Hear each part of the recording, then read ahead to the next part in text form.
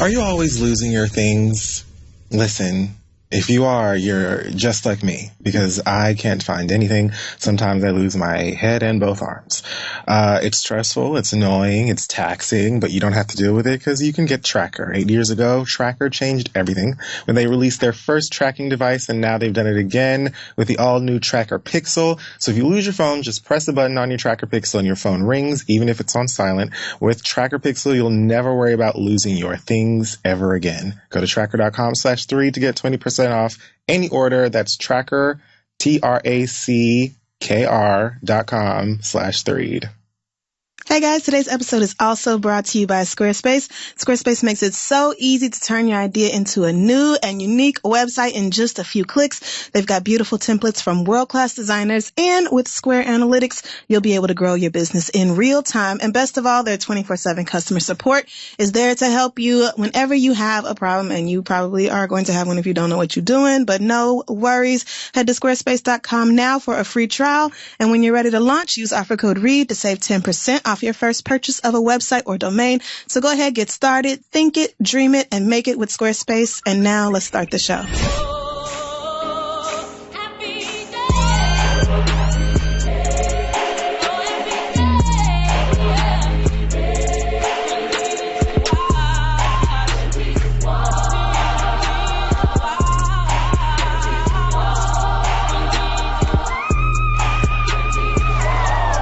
Both of y'all bitches too, with y'all raggedy fake asses. Both of y'all bitches is fake. I know this. You don't even know what a real friend is. You know what? Here, give Lisa back her raggedy ass phone. Damn it. Oh, you know what? Here. Take your car, because I don't want you calling the police on me. Okay, no. And yes, I maxed that motherfucker out too with your low ass balance. It's not Babs, is it? Wow. Damn, okay. You know what? I thought I had it, but then I didn't. I'll give you a pass because it just came out. At first I was thinking... Now on Blu-ray and DVD. What? Oh, so it's new. Damn. Like, it just came out on Blu-ray like maybe a week ago. Okay. So, well... You have the bag. How have I not seen... So, do you mean... You have the bag. You have the bag. Yeah. You got somebody secured the bag? No, you have the literal bag from the movie. I own the... Oh, Girls Trip? Yes, fool. Oh, right. That's... Oh, right. And I know you've seen it more than once. I have. What? I can't believe I didn't get that. I saw that movie over and over. Saw it in theaters 3 times. Yeah.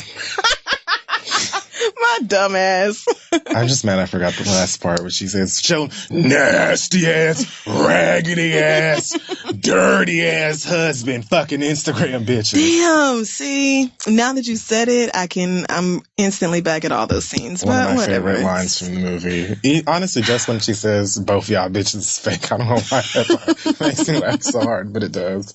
Anyway, shout out to them. Can't wait for the sequel. Welcome back. I'm Tiffany Haddish. And I am Marla Gibbs. And this is The Read. Amen. Black Excellence this week. I feel like we should have like a little Black Excellence jingle. Maybe it should be the song. So this week's Black Excellence goes out to Terrence Sims and his 6th grade class.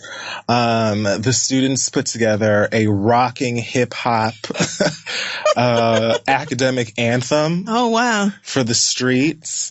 Let me just see if I can play it. I was going to say, what is it, Set to Bodak Yellow or something? No. Oh. I am never not trying. I got a mission GPS. Got my soul to shine. Wait a minute. Just a few years, cut just as I'm right. Now keep it pushing. No time for the shirt. I'm right. I got goals for scholarship, so every second is vital. PhD with me, my title. Don't have no top for the night. Ain't in the party. Cycle won't be as bright as my idol. You see the pressure. I go from 0 to 100. That means nothing to something. It's straight to college or running. You see the living in college. Like, no, these are bars. These are kids. Like they rap like better than rappers. Oh wow, Tyrese gonna have to hire these kids to help him with his solo brunch. Let's give them to someone who can be responsible with their lives. Wow, like Terrence Sims. That sounded amazing. So he said this is just a song that was supposed to get them hyped for the school year. But these kids are clearly gifted. I was gonna say, I'm hyped now. These two little girls, I'm like, I don't know if this is for purchase. Right. But I would like it. The full song is available. I mean, the full video is on YouTube. under the title Excellence First. So you can just search for Terrence Sims, hashtag Sims Strong. And I believe that he's a teacher that also made the news earlier this year. Do you remember like when those fourth grade kids where they did like a bunch of Black History Month photos and these kids like posed as different figures in Black history? And there was one that went viral, which was like three little girls doing the poster from Hidden Figures. Either way, he teaches at Milwaukee College Prep. These kids are awesome. The song is pure good, fire. right? Like they can rap. They can rap. Like they ate it alive. This should be like a fundraiser or something. Give me the iTunes link. I would pay for that. I would honestly, like I was saying the same thing to myself earlier today. Whatever they want for the single album, whatever it is they're doing, buy them some books. Honestly, you can buy them some Louboutins for all I care. Like whatever the kid version of Louboutins may be. Yes, whatever. Okay. So, shout out to them. I was more than impressed. Yeah, I'm blown away by that little clip. I thought it was going to be like, some little 8-year-old, da, da, and I love school. But them kids was going in. There's one part where she says, one of the girls says something about Michelle Obama. I'm not going to say what the line is because I can't remember it. Okay. Delivery is important. So just go and watch the video. It's absolutely excellent. And... Okay, shout out to that teacher. Yeah. I wish I had some, I had Black teachers, fun but teachers none who were fun like that. Yeah. No, they were all super strict. I had some like dope Black teachers that were just good teachers and fun or like, nice, but nobody had us spitting fire. In class and shooting music videos. Right. We never went that far, ever. Especially not, they're elementary school aged. They're sixth graders. Oh, okay. Still, wow, babies. Like, anyway. Can't even imagine. I mean, absolutely stick to these books, girl. But if you want to drop a fire-ass educational mixtape, I'm ready. Because that was flames. It was. That was really good. All right. So this week in Hot Tops Who Lie When Being Honest Isn't Good Enough. Yes. Okay. So reports are saying that Tamar Braxton has officially filed for divorce from her husband. I don't know why I was going to say Hubert. Because his last name is Herbert. Oh, right. Vince Herbert. They have been together since the year 2003. They have a Vince twin together. That baby looked just like Vince, but in like a nice way. I mean, right, because he's like, 3? So maybe. Right. Not going to shit on a toddler. He looks exactly like his daddy, but he's cute. That's what happens, especially with juniors. It's like you literally ask for it. So wasn't she going to quit music to focus on her marriage? Yeah, so that definitely told me that there was some trouble in whatever was going on. Right. But she did say, whatever it takes to, secure my marriage and everything, I'm going to do that, even if it means walking away from what I love to do, So then what happened between them a few weeks ago and now? I guess she gave up or changed her mind. Well, this seems like the more rational decision to me anyway, if you face between giving up your husband and your career, you probably should give up your husband. I would. Maybe everybody wouldn't agree with that, but why would I give up my money? What? I mean, if you have enough of it on your own. Right, if you're and independently your husband, wealthy. Right. Saved you from a burning building. Literally did it though. Stayed by you through recovery and gave you a kidney. Fed you, because you couldn't do it yourself. Changed your diapers and stuff. Then that would be something else. I owe this nigga. Absolutely. But Vince... Just any old regular ass relationship and y'all getting on each other's nerves, and it's me and my career and what I love to do and I'm passionate about versus you who I'm not even getting along with right now. Right. And I'm out earning you. I don't know. Well, goodbye. Right. Exactly. I just would have had to end that relationship. I'm surprised they lasted this long, honestly, because even before the rumors of marital stress or whatever. Tamar just seemed like an awful fucking lot to have to live with. She did seem like wake up every day to that. Very much a project. It just seemed like it would be shenanigans. It all explains itself now. Do you know they went on that show and talked about Tamar? We heard, I know we're not in the best place right now, but we want to give you a fake well wishes. Although, did they? When they, it's like they did. Well, no, they didn't say fake, right? But you know that when the cameras cut and they all went to the green room, they were cackling and drinking Moscato out of Solo cups. Yeah, because wasn't Vince either? I don't remember, but it was either that like Vince was the reason that Tamar was acting all crazy and feeling like she could be a diva and entitled on set, but it was something about the two of them together. I think that was irking the people over at ABC. I just remember them saying that she was loud and ghetto and unprofessional. Which, I mean, like that's what I remember. And I almost took it like, I remember feeling like, but she's Tamar. Like, you knew that. You hired her for that, right? Like, I thought that that's what she brought to the table. And when y'all auditioned Jocelyn Hernandez to replace her, I was like, so y'all just looking for like a Puerto Rican Tamar? But then they also said that there was like a sponsor on set one day, somebody they were doing something with, and that she made them look bad in front of the sponsor or something. But I don't know what's true or not. I don't really remember Vince being involved in the discussion, but I smoke all the time. So yeah, I don't know. And that could just be wrong or one of a million rumors that flew around. But if this is going to make Tamar happier and, whatever, I guess bring some peace to their lives, then congratulations. I mean, she's got plenty of people surrounding her that she can discuss divorce with and get tips and stuff. Oh, but now this means that she has no reason to quit doing music.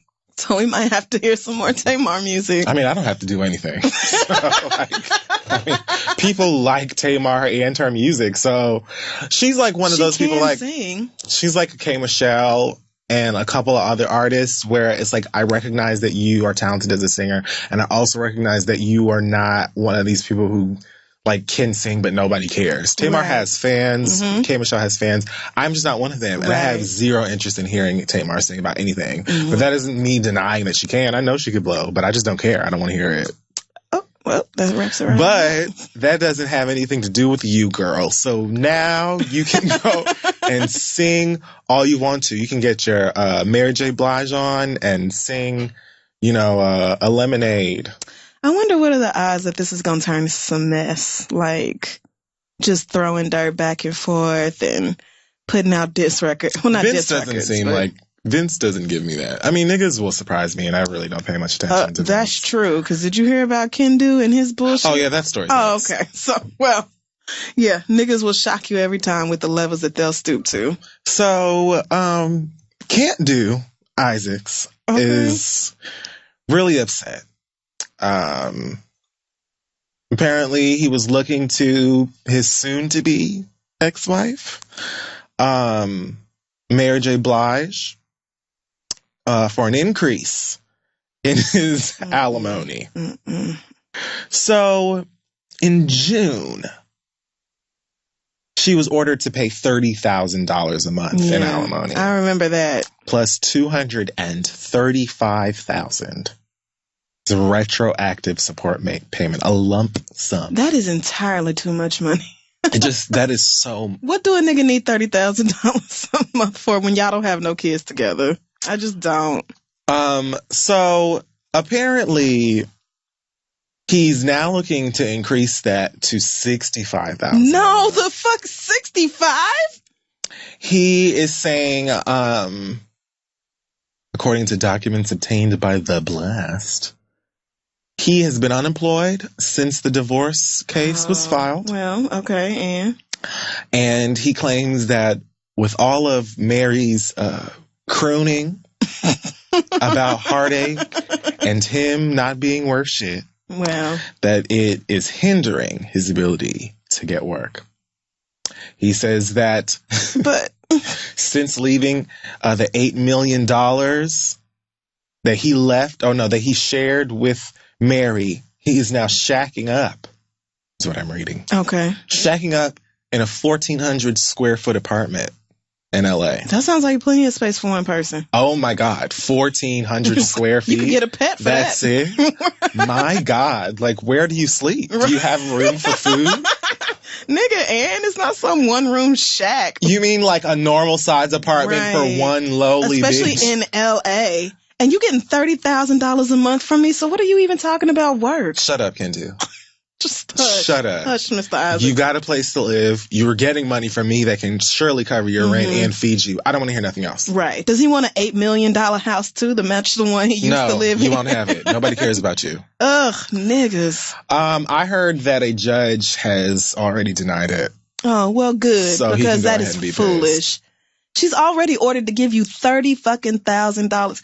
It's niggas don't even make $30,000 in a year, and you getting it as a free gift every month, and somehow have the after being a dick. You don't even deserve it, and you don't deserve it. You should get nothing because you're the reason we're not together no more. Dumbass. You are the one who cheated on me. So the fact that I have to give you money at all is disgusting, and an excellent reason for women to stop marrying broke niggas or to start requiring these fucking prenups and shit. Like, you gotta start protecting yourselves because these niggas is garbage. I just can't. You get a $30,000 check from me every month, meaning you don't have to worry about whether you have a job, and you should be able to afford the rent on a 1,400 square foot apartment because I know that's not 30 fucking K a month. Like, what expenses do you have? You don't have to raise our babies together or nothing. Like, take the money and shut your black ass up. I can't believe he had the nerve to ask for more than double that shit.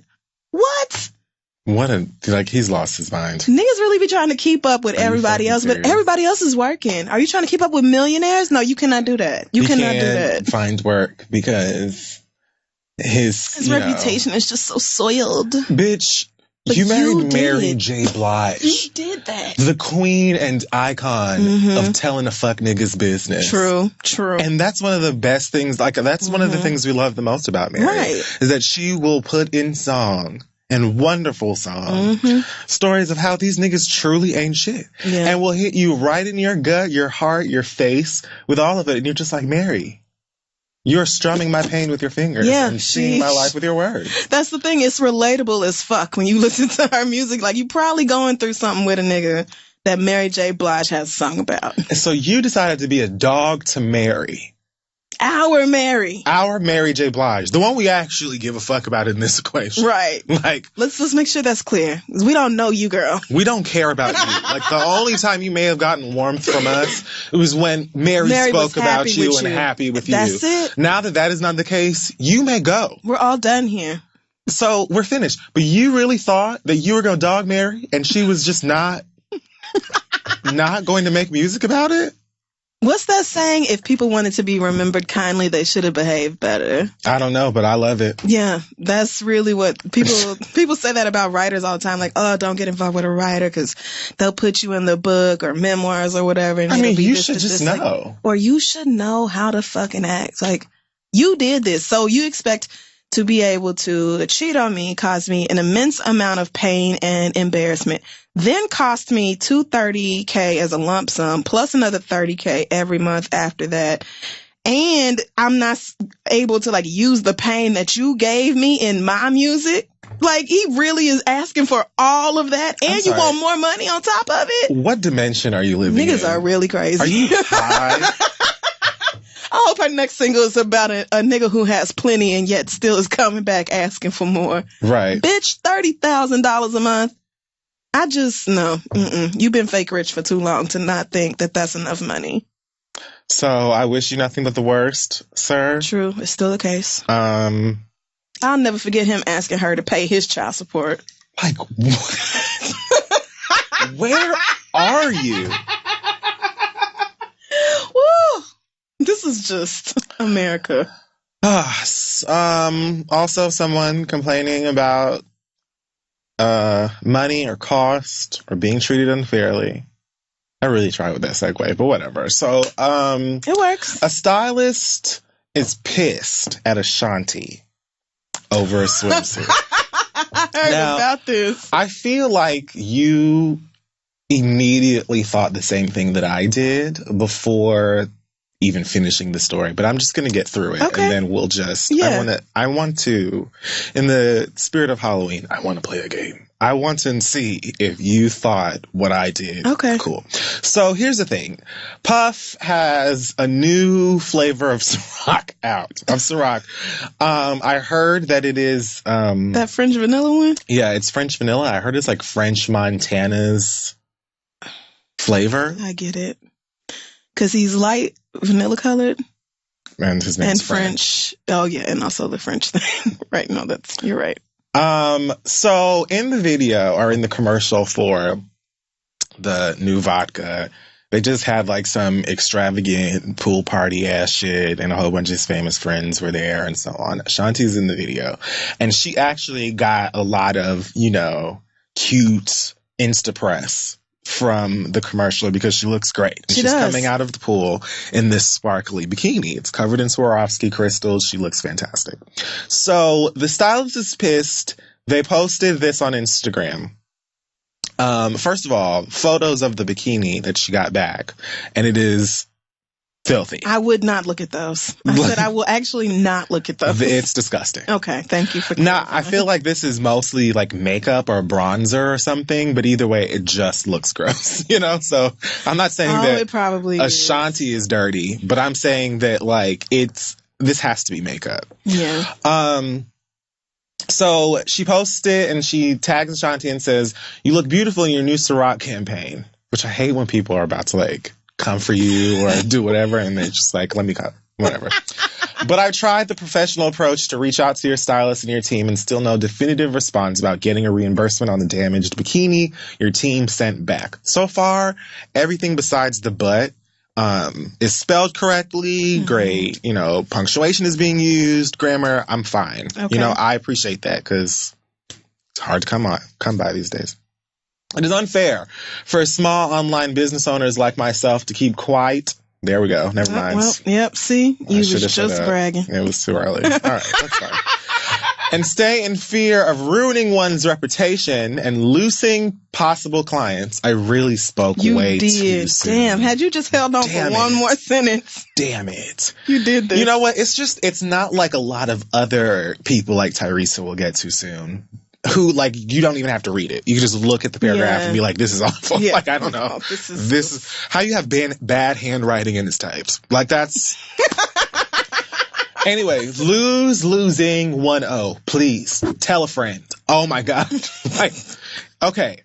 Losing possible clients when there is so much passion, investment, and hard work that goes into what may seem like a simple, cute, glittery bikini to some. This bikini, for example, as I've mentioned before, is all handmade with 16 hours of labor and over 6,000 hand-placed Swarovski crystals that I personally placed. This was a free of charge pull, and the bikini was to be used in another planned pull right after this project. I lost the pull that followed with a stylist I highly respect because the bikini was returned damaged and unwearable. I've been fishing and chasing a discounted reimbursement that I still have yet to receive. Your campaign and yourself look beautiful, but I'm still getting brushed under the rug over something that only seems fair. Well, was that it? That's the whole caption? That's the whole caption. So I just want to know, from you. Okay. So my initial reaction when I heard this story was, I understand the designer being upset. I would also be upset. Instead of taking this to the court of Instagram, I probably would have went to small claims because I am not one for doing the most online and all this. But overall, I really do see where they're coming from. And I cannot believe that Ashanti returned a dirty bikini to somebody. Like, I don't care if it's nasty to expect, the same bikini to be used back to back or whatever it was with this other pull and all that. It just seems like really disgusting to me that y'all would send something back that was just like nasty. And apparently it was up in the air about what the stains may be, whether it was like dried period blood or some sort of discharge. I don't know. I really don't know because like I said, I will not look at those pictures. It just seemed gross to me that somebody would do that. And I also don't understand why y'all are still giving millionaires free things. If somebody Yes. said, Ciroc wants to use one of your products in a campaign, I would be like, great. What's the budget? So what I was thinking was actually, I have no idea why you expected to take this bikini from her and give it to somebody else to wear. Like, that to me just felt like. Well, I mean, you had to know that y'all were giving the bikini back because it was a free pull. Like, it's no way that Ashanti could have been under the expectation that she was going to keep it. So it just seems like you would have to keep it looking decent because you've loaned, it's like a library book. You checked it out. You can't give it back to them looking all kind of ways. Like, they're going to charge you for that. No, I totally agree with that. What I'm saying is, if I were not even an Ashanti, let's say, okay, if I were the stylist, I would have sold it to her.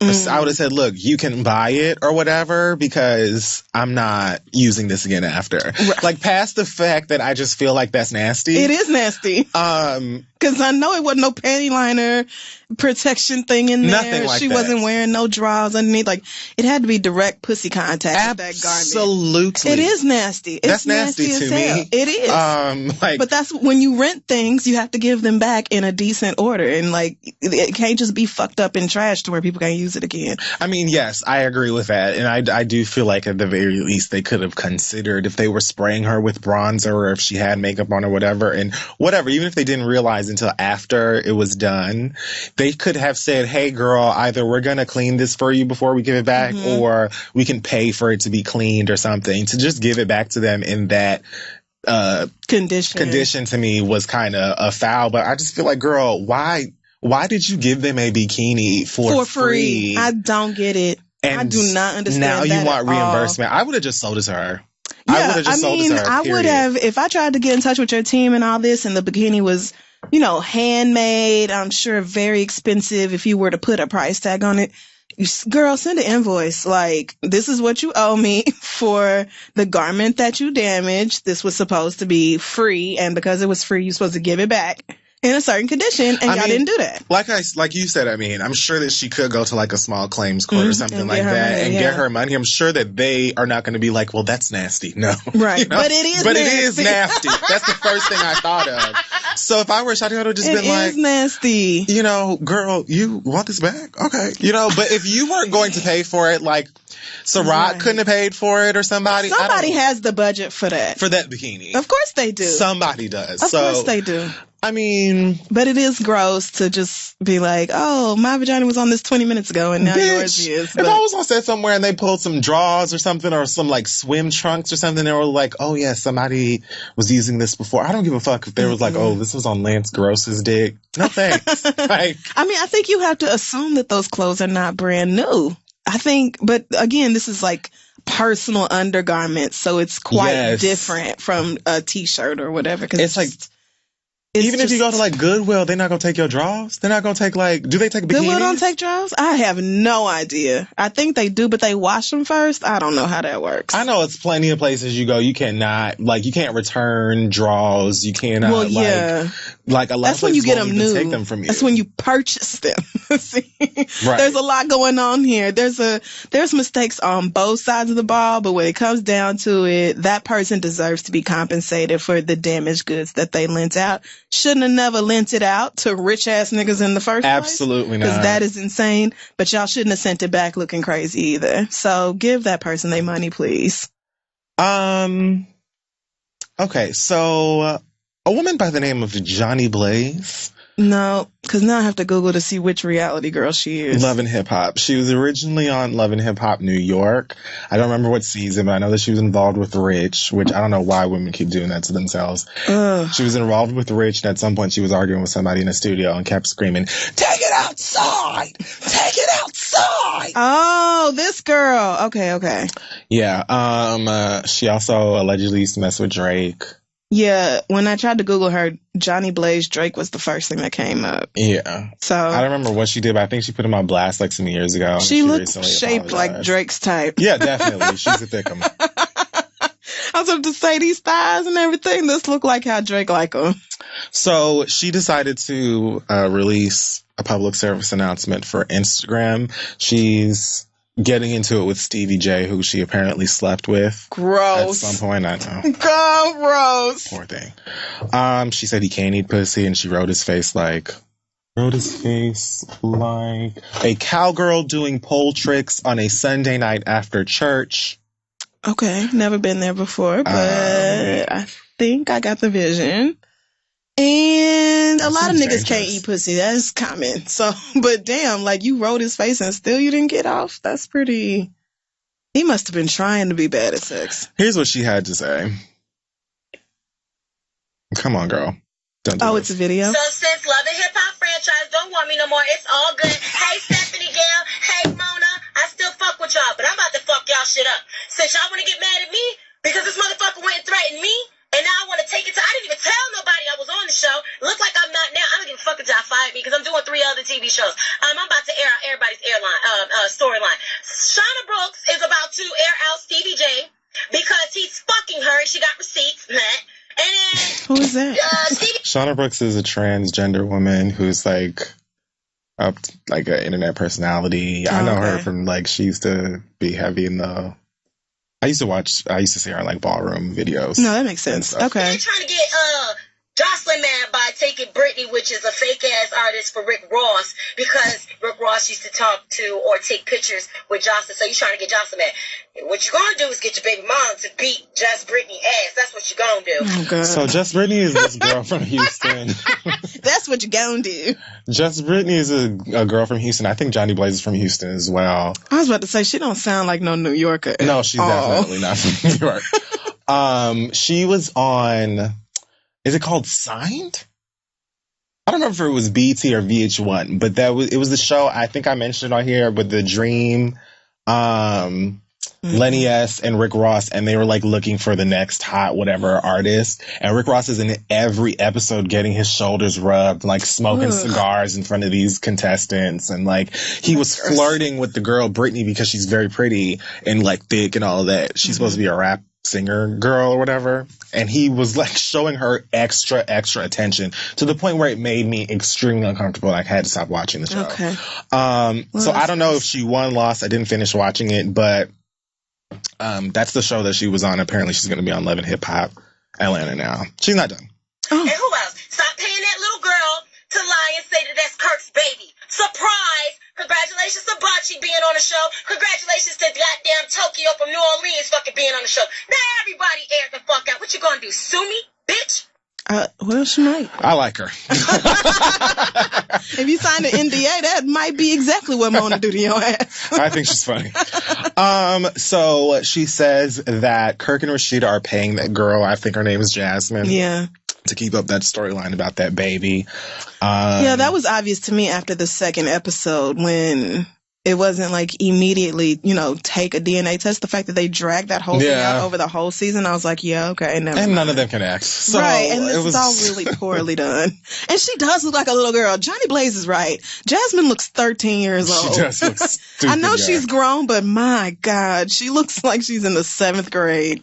And you know who didn't help? It was that the guy who... That nigga she was with who got out of prison? Yeah. He looked like her pimp. Yes. And he was... He was the worst actor of all of them, to me. And Mimi seemed genuinely disgusted by him. Yeah. As an individual. I mean, I was as well. But there you have it. The new trailer for Love and Hip Hop Atlanta is out via Johnny Blaze. Apparently, we'll see. And Stevie J got into it for... I'm not even entirely sure what the issue was, but they were going back and forth on Instagram for a taste, and she says he threatened her, and because she said that, I guess some people behind the scenes at the show are pissed with her, and she feels like, I guess she's not going to be on the show anymore, which I can't imagine she would still be on the show now, but... Okay. I mean, does it really fucking matter? Who gives a shit? Niggas are still gonna watch the fucking show if they want to because they want to see the mess. I'm actually good. I'm not interested in the Love and Hip Hop New York season that's coming on. I watched the first episode a couple of weeks ago. The only thing I remember is that girl Bianca hit some other new girl in the face with a shoe. She took her shoe off in Lexicon here in the she went to the club. Of course she took did. off her shoe and threw it and hit the girl in the face. Is Bianca the one in BBD? No. Bianca is the girl, Young B, chicken noodle soup. Oh, you right? Oh, God. I don't think BBD is coming back. Oh, well, good, because you see, I couldn't even remember which one was. But You had to Mariah say Lynn chicken. is coming back with braids. Okay. I'm sick of her. I just cannot. I don't care for that little girl. None for me, thanks. And actually, without Cardi B, I don't think New York has a reason to get me to tune in. So they're doing a new Cardi B. Her name's Dream Doll. No. No, I won't Dream be doing Doll that. is from maybe the second to last season of Bad Girls Club, where she and some other light-skinned girl kicked a little white girl in the back and they sent her ass home for bullying. Now she's going to be on here. Oh, Dream Doll is Talk to Me Nice. Oh, no. Alex and Asante with that fucking Talk to Me Nice. That song is nice. so stupid. I won't even listen to it because they just go on and on like that. But she's super cute. Very, very like Bronx, Uptown, wherever the fuck she's from. Oh, right. That girl. Okay. Well, I'm still not watching. Based on the trailer, I think that she's going to be like Safari's new fake girlfriend. Safari's sisters are gorgeous. Safari. His sisters are so fucking pretty. Anyway. Oh, but speaking of Safari, did you watch the Love and Hip Hop reunion? I did. Did you see Safari really trying to front like he was crying over leaving them niggas and going back to them? You know, I wish him the best. I was like, this is too much. One of them put together this montage like he died. And there he go crying. You know what? You have to tip your head at the very least because it is still happening. Like, I cannot believe that Love and Hip Hop is still going on all over the country. It is. It's only a matter of time. Actually just won't stop. It's only a matter of time before they do like Love and Hip Hop Kingston, Jamaica, or like London or some other place. Well, I actually can't wait for Mona to go to Jamaica and set up a house. They will kill each other. They will literally be a murder. Like, it'll be the first Love and Hip Hop death. Like, turn the cameras murder. off. Just turn the cameras off. Woo! So that should be interesting. Yeah, it should. Are you watching Scared Famous? It's actually pretty good. Because the cast is delightful. They sent me that episode too, and I haven't watched it yet. New York is on it. I know. It's New York is on good. it. I love Sky. I really want to see how the whole house is going to interact with Alaska from Drag Race. You know, and at first... Is she in full drag the whole time? Well, I don't know about the whole time, but when she first showed up, she was... And I'm trying to remember, they had like a little fitness challenge, and Alaska. My God. I was thinking Alexis. Sky. Ugh. What a dumbass. Alaska, I think she won the fitness challenge, or she lasted longer than everybody else. And Safari was like, wow, I had no idea Alaska was, like you stronger than me, nigga, like you out here burly or whatever. So I don't think it's going to be like any, drag phobia or homophobia involved there. Yeah, no, I don't think it's going to be like that, but nobody on the cast has any fucking sense. So they're just fun to watch. Drita's on it too. Yeah, I got to watch that. There's a light-skinned girl I don't know who says something stupid. She said something so stupid. Wait, they was talking about, scary movies and, this location we're in is so scary and all this. And somebody was talking about, different scary movies. She was like, or like Get Out, this is out here in the woods, just like Get Out. And I'm like, but the scary thing about Get Out was not like necessarily... It wasn't like the monsters are coming to get you. It was like... Just white people. It was about a bigger thing, like racism. Who said that? Who's Sky? The one with the tattoo? No, I know Sky from Black Ink Crew. Erica Mena. That must be who it was. Because I didn't recognize her face, and I knew all the other girls. Okay. I would recommend watching Scare Famous. It was funnier than I thought it would be. Okay, I definitely have to add that to the list of things to look at. If only for New York and Safari. Safari has not put a shirt on yet. Good. This nigga is mic'd up, and the mic is just taped to his titty. It's just... What? A nutcase. Like... But we have to put the microphone somewhere. We need someplace to put it. It has to be near your face. It's just on his skin. Like, just put it right here. He's like, I'm just really not going to put a shirt on. Like, you know what? Whatever. I'm getting paid regardless. Like, they don't get... Yeah, they're fun. They're fun. That seems like a great show to be a PA on. Right, it does. That's good casting. Yeah, they definitely made the right choices in terms of that. I hope that everybody I like gets along. Because I don't want to see my girls argue. I really don't care about none of these men, do I? I mean, one of the boys I don't know from Top Model. Don Benjamin. Yeah, I don't know him. But everybody else, other than him and the Erica Mena girl, I think I know who they are. Well, I'll check that out. Last but not least, this week, Okay, so he's officially sick and shut in because I'm done. Like, it's probably been like the last 4 episodes that we have discussed Tyrese Gibson. Oh, yeah. What is his issue? Because it has been nonstop. And always something else. Okay. People have emailed us with a million different theories about him. I don't want to hear about any of them. I'm done after today, really. So, Norma Gibson, Tyrese's ex-wife, is... That's a name for your ass. Norma Gibson. Norma Gibson sounds like she was born in the backwoods of Georgia in 1917 to sharecropper parents. And let me tell you something. She has got a fucking cobbler recipe for your ass. Bitch. Like, it's a knock your secret fucking ingredients. Can she fry chicken? Yes, Norma can. Norma Gibson is a black ass name. So she's accusing Tyrese of violating a court order to refrain from making contact with their 10-year-old daughter after she accused him of abusing or beating her so badly that she couldn't sit down. The child is 10. Her name is Shayla. So apparently on Monday, Shayla got to see a plane flying over her elementary school. I guess her private school right. That, you know, kids get to go on vacations. I mean, on field trips to the movie theaters. She saw a plane fly above the school with a banner attached that said, "No matter what, Daddy loves you, Shayla." According to Miss Norma, I just feel like I should call her Miss Norma. And her legal team, this upset Shayla very deeply. She had to go to a principal's office. She was mortified and burst into tears and kept her away from the other children and school officials. School officials did not allow other children to play outside while the plane was overhead. Jesus. I also read that Tyrese had been sending balloons, flowers, teddy bears, food arrangements, and a card to the school for her.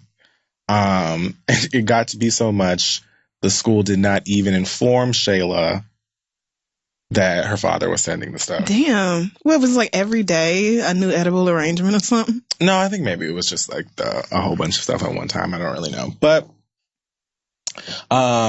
apparently she was, the daughter was expected to testify over the allegations of abuse, maybe the following day or something like that. Got it. So now they're trying to say that Tyrese is influencing her, attempting to influence her. Right. So that she, you know, says nice things. Yeah. Yeah. Well, that's what it sounds like to me. I mean, because that's extra as shit, nigga. A banner, a fucking charter plane and a banner? What? She's 10. Leave her alone. So this is what he says on Instagram. Of course. Duh. Hashtag swipe left. I wanted the banner to be longer, but it was too expensive. This is what I really wanted it to say. Wait, already? Mind you, this is all one sentence. I wanted the banner to be longer, but it's way too expensive. This is what I really wanted it to say. In the end, however way it looks, however way this all feels, stay strong, my little angel. I taught you that this is all just a process of pain, seeking happiness. Whatever the outcome, just know the courts and no one will ever paint our picture. No matter what, Daddy still loves you, Shayla. You did not intend to put all of that on the plane. They don't have There's paragraphs. Never been a bear, right? That's a scroll. They don't do that. Nobody does that. You cannot do a sky essay, nigga. You guys are tuned in front row. You have a job to do, and that's to stay in our business. So since I have your full attention, let's open up this real dialogue. I want to put y'all up on game. Now, here's the thing. What? You are giving us your business. Right. Like, most of us don't care and are not interested. Right. So, not to mention not getting paid for listening or participating in your life. Just not. And then we won't have access to your business. It's really that simple. He made it sound like all this is out just because people are so interested in Tyrese. Like, you are the one giving us all the info. It's you, buddy. It's very, very important. Google and look at YouTube videos of something. It's called hashtag parenting alienation. ALIENATION. Lian. Okay, no. Nope, that's not it. Ation. No. So you are going to try and be condescending and rude to readers. And wrong at the same time. And more importantly, #enmeshment. Enmeshment. Enmeshment. Let me just Google that. Let me see. Am I crazy? Enmeshment is a description of a relationship between two or more people in which personal boundaries are permeable and unclear. This often happens on an emotional level in which two people feel each other's emotions, or when one person becomes emotionally escalated and the other family member does as well. Okay, so your emotions are enmeshed with one another. Okay. So... But it didn't sound like she... I'm kind of confused then. Like, so who... Hit me back! Who's enmeshed? I don't know. Love always. This is not our first beautiful dance, and it won't be the last. It is just a process that no one immune from. What? #activism. What? #proud father. #know your rights. A process no one is immune from. Love to inspire my life to yours. Daddy, daughter, love, she's my one and only. Just last year we was so cool that I fell in love and I'm happily married. Things change. On another post, he says, you have to walk in love, not fear. Child. No one is immune to child custody cases and accusations. No one is immune to going through a divorce, but most would thank God that they don't have to deal with it so publicly. You don't either is the thing. But you really don't have to deal with it publicly. People, even famous people whose news gets out, if they don't get up on Instagram every day and talk about it, then people leave it alone. Like, we're only going to entertain the shit that you keep up with. We, at this point, are sitting at home, minding our business, and just waiting. Like, you know, do this. The evening comes on, Scandal, Schmurda, they go off, and then it's kind of like, all right, what's Tyrese talking about today? Let me look at Instagram before I go to bed. Yep, just like that. We don't even have to, beg. We know you're going to do it because you're weird. Right. Because you are weird. But oh, no, I said that. The ground under our feet is firm. It's just firm as stone. What is that from? I don't. Hocus Pocus. Strong and solid, because God's truth will always reign in the end. So I walk in and out of court with the two greatest gifts God has ever sent me. My one and only nanny Elva. Since Shayla was a year and a half, my wife. I feel like if there was better, punctuation, maybe? Is that an issue here? I think that's what would have helped. Since Shayla was a year and a half, my wife. My one and only nanny Elva, since Shayla was a year and a half, and my wife. Okay, so I think that your one and only nanny, whose name is Elva, since she's been Shayla's nanny since she was a year and a half, and my wife, old, and my wife. Okay. Wow. So not only punctuation, but just where the words go in the sentence. This is gotten it a little fucked up. Having compassion towards your enemies, praying for them as you would pray for yourself, is agape love. Oh my God. Agape love. Brown skin. Okay. You know I love your brown. I can tell. Oh my gosh. Where yours begin? This nigga. I'm done. I'm finished. I'm so tired. How did you not think that, sending her little gifts and cute shit and animal arrangements and stuff to the school, I feel like is one thing. And you still were reportedly required, you had a court order to leave the child alone. So you're not even supposed to be doing that, apparently. Right. But a whole ass aircraft flying above her school with her name on it. She's 10. She's old enough at this point to be as embarrassed as fuck. Right. Exactly. Not to mention, it's not just kids at the school who can see that. Anybody near the school can see. It's in the air. It's in the sky. And what it says to me is that you're more interested in what other people think about your relationship with your daughter as opposed to how she really feels about you, because if you wanted to buy her gifts and do something lavish and over the top, you would do it in a way that doesn't involve everybody else. You're sending all this shit to her, but you send it to her school for all the other kids to see. Why? Put the gifts and shit in the mail and send them to the house she lives in. It's because you want the attention and you want other people to be like, oh, Tyrese is such a good daddy. His baby mom is tripping. Ex-wife is just mad, Like, it's more about the performance and the look than the actual relationship y'all have.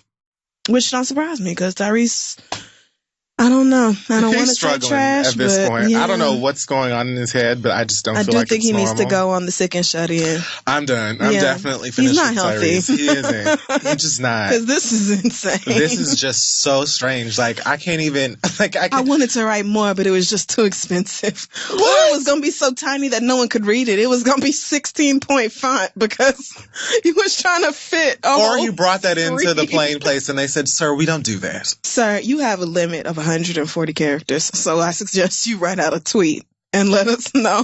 You may have one sentence. That is it. Niggas. We can add in maybe 1 or 2 commas and a period if it's lengthy, but that is it. Well, Period, you know, Tyrese don't need to waste no space on punctuation. He doesn't do that shit himself. Apostrophes, fuck her too.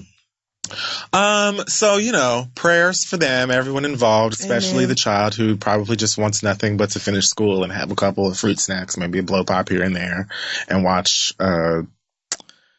Ricky, Nikki, Dickie, and Don. I don't know what kids watch these days. I think it's something. These kids are probably watching Rick and Morty and that's Pretty true. Little Liars and oh no, that's old. What's the other one? Big Little Liars? Never mind. Yeah, no, those are 2 different shows. Okay, well. Big Little Lies, and which I still haven't watched, but I've heard so many people say is excellent. And then Pretty Little Liars. That is was the years ABC ago, Family though. one, Yeah. which is now Freeform, I believe. Well, yeah, it is, because that's the name of, that's where Grownish is going to be. Grownish is going, yeah. yep. Okay. So, I mean, that's just about it for me this week in hot tops and freezing bottoms. We'll take a break and we'll be right back. Listen, I don't know about you, but whenever I leave the house, I do the pat down, keys, wallet, phone. Mm-hmm. You need them. They're essential. And if you're anything like me, you probably lose, sleep, things, your mind, everything. Tracker is a new tool that's sponsoring today's show that can help you keep track of all of those things, especially with their new device, the Tracker Pixel. It's the lightest Bluetooth tracking device on the market.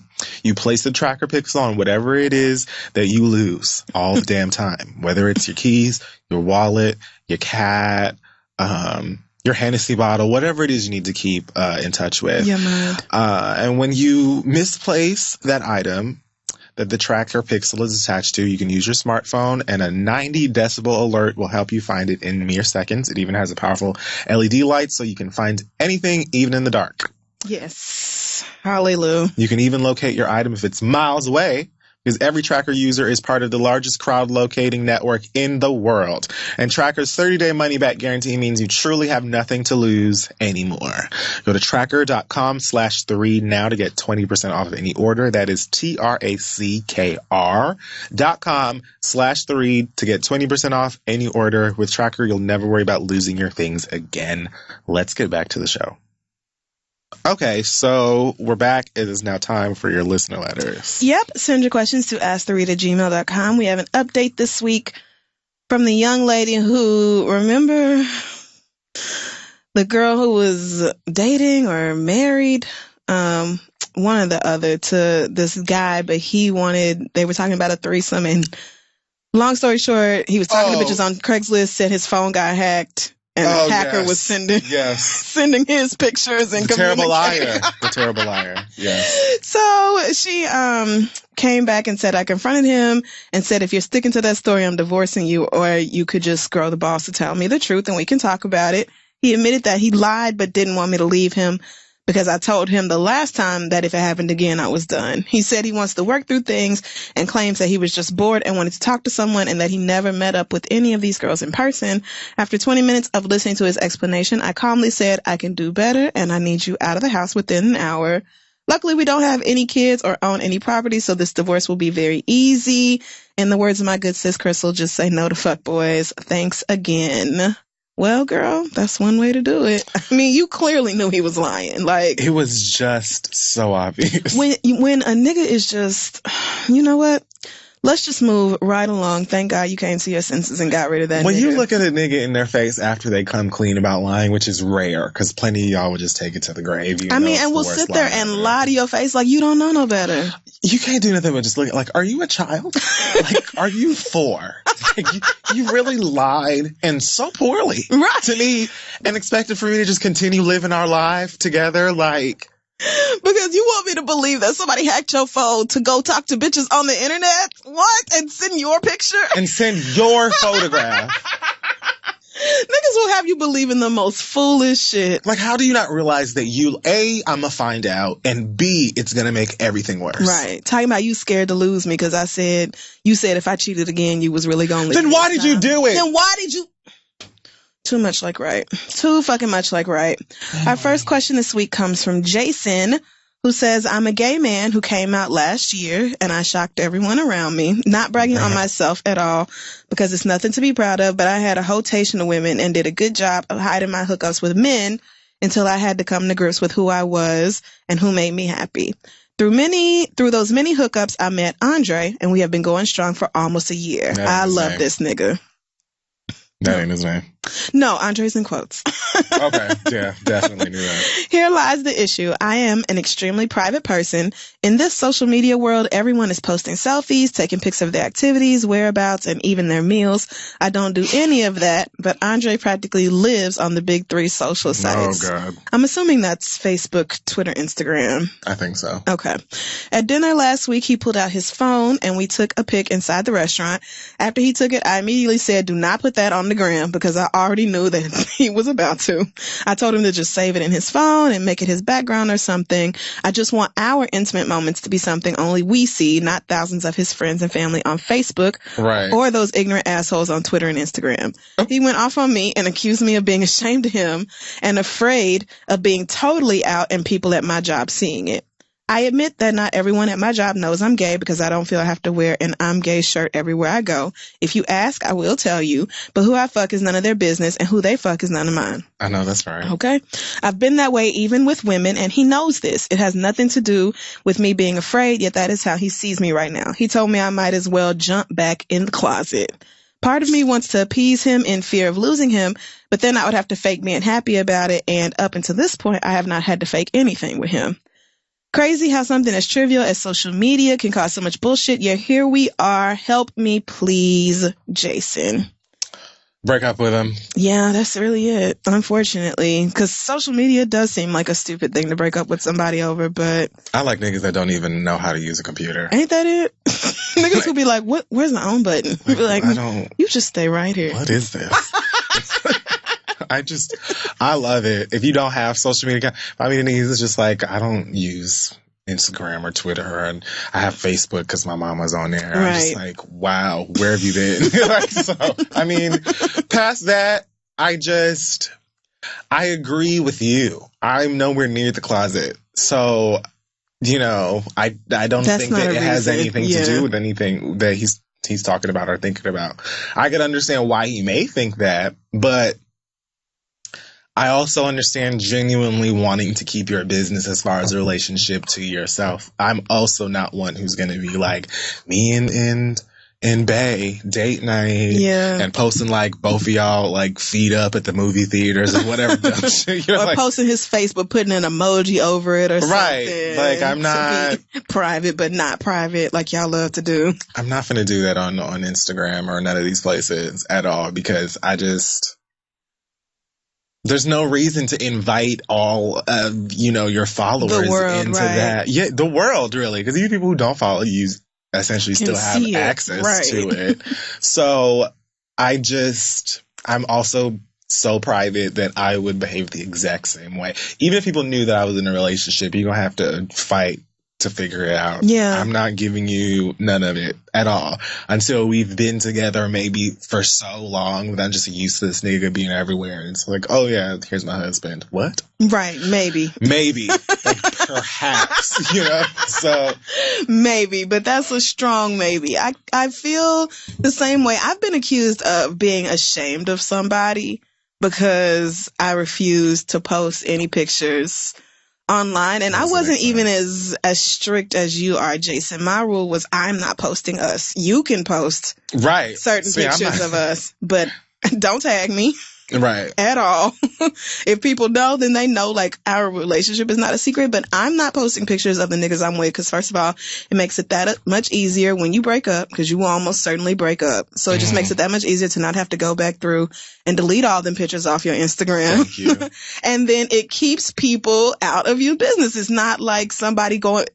Like with my last breakup, it's not a bunch of people going back and forth between my Instagram and yours asking what happened and, oh, you guys are so cute and this is this. Like, it's not the world assisting in our breakup. Like, the relationship was between the two of us, and that's how the rest of it should be too. Like, I'm just not inviting everybody to participate in that. So no, I'm not gonna post you on my social. I'm not gonna do it. People following your life every single day makes a lot of them feel like they're allowed to, ask you questions about whatever it is that you post. Mm-hmm. And in a way, that makes total sense. Right. You're sharing this information with me. There's a comment section for a fucking reason. Right. So if you posting a whole bunch of pictures with your girlfriend or boyfriend or whoever, mm-hmm. and then all of a sudden all them shits disappear and you post in quotes, now, now somebody asks you, oh, so what happened to such and such? You can't, you're going to be aggravated, but you can't be because, girl.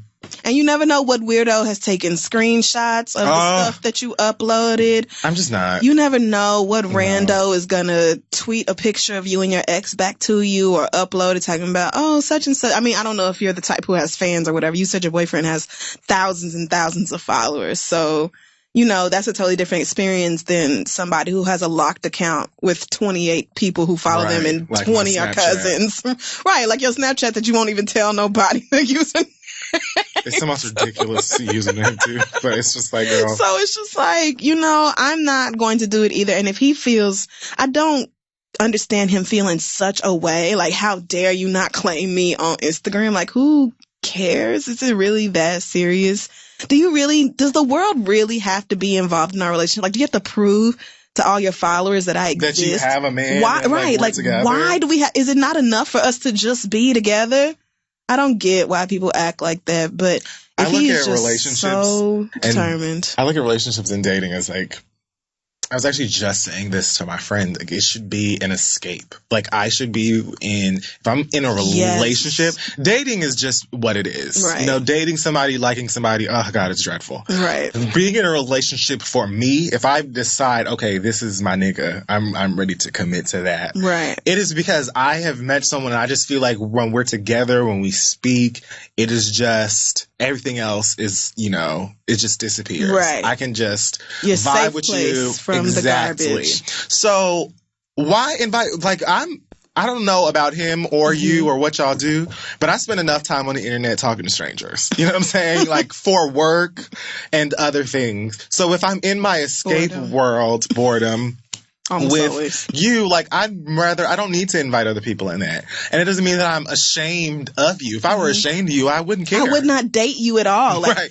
if I was ashamed, and maybe this is just a conversation y'all need to have, like, listen, it's not that I feel like nobody can know that I have a boyfriend or that you're my boyfriend. My friends know who you are. Like, you kick it with the people I know. It's not like, and nigga, you be over, like, you be around. I see you all the fucking time. It's not like I have some other relationship on the side. Like, I don't have time for that. Like, me and you are always together. So you just got to chill out, or I need to go on somewhere, because I'm never going to be okay with us being all over Snapchat and Tumblr and Twitter together and all. I'm never going to be that girl. You're never going to be able to do that with me. So if you can't get over that, we just need to not be together. And that's it. Like, I feel like that's pretty much it. Figure out what matters more to you. Your Instagram followers and a bunch of fucking likes, or your actual relationship that you've been in for a year. Be serious. All right. Our next question comes from, Jebediah. Well, that's a name. So Jebediah is a woman. Okay. And she and her partner, she says, my partner and I are planning to get married at the courthouse on our 5th year anniversary. I'm so happy to be marrying my best friend, the love of my life, blah, blah, blah. But his family is being really shitty about the whole thing. We tried to plan a wedding, but we both realized that it's a waste of fucking money and we don't care enough to spend an entire year or more planning one day. I also have an insane amount of student loan debt that I would like to pay down, and we'd like to start saving for him to go to grad school. My family has been understanding. Quite frankly, they're just happy that I'm getting married. But no matter how many times we've tried to explain this to his family, they still complain about us not having a wedding. His brother and sister-in-law even went so far as to say that we're being disrespectful for not having a wedding, even though her parents are still in debt from theirs. Jesus. Damn. Our anniversary/wedding day is right before Christmas, which we're spending with his family this year. We both know they're going to be passive aggressive about it the whole time, and we all know that I don't deal well with that shit. Any advice on how to deal with his unreasonable family, or should I just spend Christmas with mine? Love you both. Thanks. I guess Jebediah. All right, Jeb. So, I would probably look into just spending Christmas with mine. I don't understand why they feel like entitled to a wedding that isn't theirs. Right. Like, you're not the one getting married. So. Especially, like, how do you know that you got bills related to your wedding? Right. And you...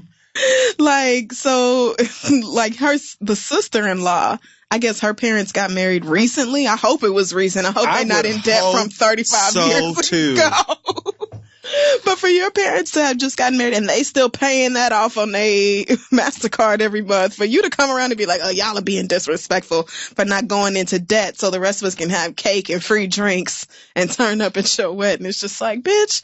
So I would not go elsewhere for Christmas. I would go to their house because y'all need to understand right the fuck now who I am and what I'm not going to put up with. And the first time somebody brought up the wedding, I would say, feel free to write us a check for $20,000 and I will consider it. Just go ahead and finance this wedding and then I will consider having one. Like, you don't get to demand that we throw an expensive ass party if you're not paying for it. Like, bitch, do you have a sponsor somewhere? Like, weddings are expensive. And as soon as you put the wedding tag on something, it like triples in price.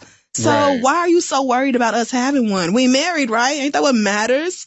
Niggas are ridiculous, though. I think that's crazy that you would even have the nerve to say it's disrespectful. But it's our like, we're getting married. It's disrespectful to who? Like, who feels a way? How could it disrespect? Like, right. What? Mm-mm. You aren't getting married. I'm getting married. One thing if I was like the bride or something and you're just like, no, we're not having a fucking wedding. Then I'd be like, you're disrespecting me. What's your fucking problem? This is insane. Yeah, I mean, if you do go and I mean, I would not go without plans of confronting them about it. Or, you know, once they bring it up, I would say the exact same thing. Well, I mean, if you've got such and such amount of dollars laying around that you want to do, like, then... I mean, but really, the thing about that is... The thing about that is, like, what you really gonna have to do is throw me a wedding. Because if you write me a check, I'm gonna take that and spend it on something that I could really use. Absolutely. I'm not going... Yeah. I was listening to a podcast about that said most people, like, for end of the year bonuses and stuff, I think most people, like, get money as a bonus, but people are happier when they are gifted a vacation. Because then they don't feel guilty about taking it. It's something they wouldn't have spent the money on. If you gave them a bonus, they would be like, oh, I need to save this, or, you know, spend it on my kids. They need clothes or whatever.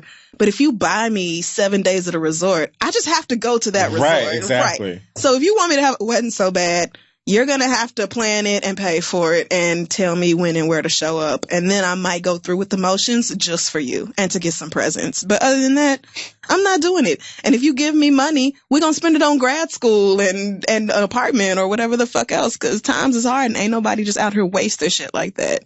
Niggas better get for real. Like, it's not your day. It's not about you. This isn't about It's not your relationship. Like, you can still celebrate our union with us all the time because we're family now, nigga. If my sister-in-law was like, we're not having a wedding, I would just be like, girl, thank you so much. I don't have shit to come to. Like, woo, I don't have to get dressed up. I don't have to be your matron of honor, maid of honor. I ain't got to sit through that. I'm willing, just because you said that, I'm willing to purchase a wedding cake and we just put it in the kitchen, have a couple of slices and like watch some Netflix and celebrate after y'all done. Honestly, I don't see nothing wrong with just a big ass barbecue type of situation. Nothing at all. Who don't love meat? So let's just grill us up some meat, have some drinks.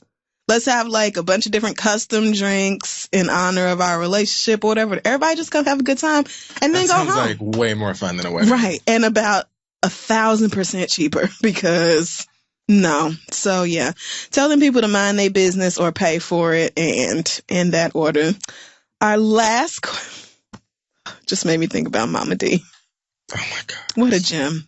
So our last question comes from, let me see. Bennington. Well, we have it's either a white drag queen or a woman who keeps running into shitty relationships. Who do you want to hear from? Definitely the white drag queen. The white drag queen? Yep. Okay.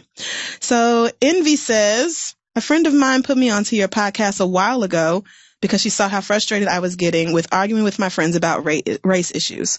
I'm a white, sorry. She put sorry in parentheses. That's okay. I'm a white drag queen living in London, and while I surround myself with a lot of positive people, there are still a lot of white people in my life who don't believe that there are race issues anymore.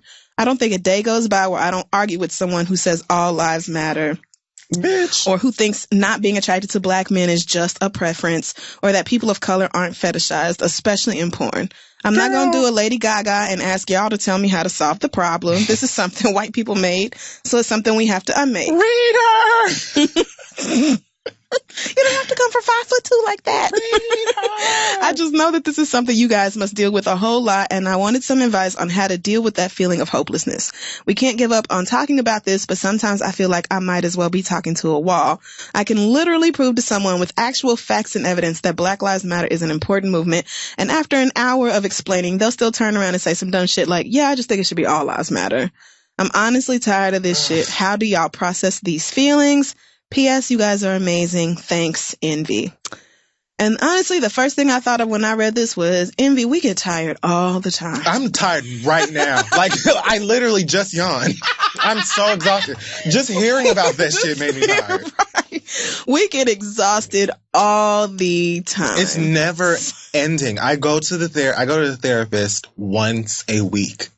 Minimum. Like, yeah. There's not, besides today because she wasn't able to come to the office, but I go see that lady every single week. If I'm not talking about my own personal issues in my life, I'm talking about racism and just the shitty state of the country. Yes, because it's overwhelming. It's too much. It's like you're only one person and you can have all of the sense in the world. It doesn't mean that you're going to affect people. And unfortunately, like you're saying in this letter, there are dumbasses that prefer to be dumb. Like they live in blissful ignorance. You cannot say all lives matter, but just feel like, oh, I feel like it should be all lives matter.